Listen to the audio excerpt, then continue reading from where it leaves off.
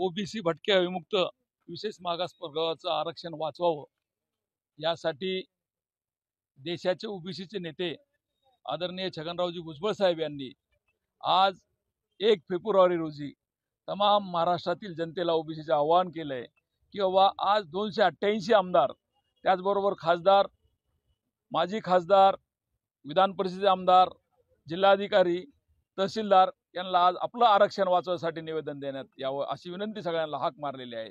त्यामुळे तमाम बीड जिल्ह्यातील सर्व तालुक्यामध्ये, सर्व मतदारसंघामध्ये आज ॲट ए टाइम सगळ्यांना आज हे निवेदन देण्यात येणार आहे।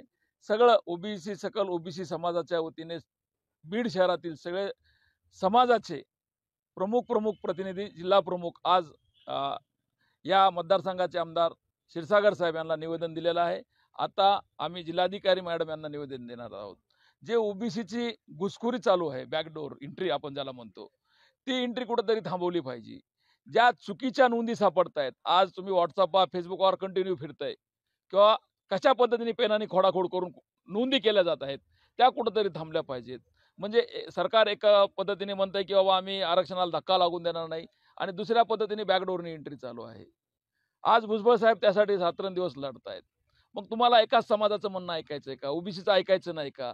आमचं थेट मुख्यमंत्र्यांना या ठिकाणी आव्हान आहे की बाबा मराठा समाजाला आरक्षण द्यायला आमचा कधीही विरोध नव्हता, आता नाही, इथून पुढं नाही, परंतु मराठा समाजाला आरक्षण देताना त्यांना वेगळं आरक्षण द्यावं, बॅकडोर एंट्री देऊ नये अशी आमची मुख्यमंत्र्यांना विनंती। नाही तर त्यांना मराठा समाजाचं मतदान पाहिजे असेल तर ठीक आहे, ओबीसी पण त्याचा विचार केल्याशिवाय राहणार नाही। ओबीसीला मतदानाचा अधिकार आहे ना, प्रत्येकाला डॉक्टर बाबासाहेब आंबेडकर साहेबांनी प्रत्येकाला संविधानाच्या माध्यमातून मतदानाचा अधिकार दिलेला आहे।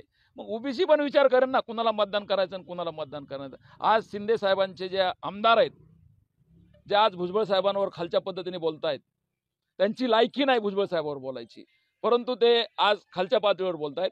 शिंदे साहेबांनी त्यांच्या आमदाराला समज द्यावा, नाहीतर आम्ही रस्त्यावर उतरून त्यांना त्यांची जागा दाखवल्याशिवाय आम्ही 2024ला राहणार नाहीत।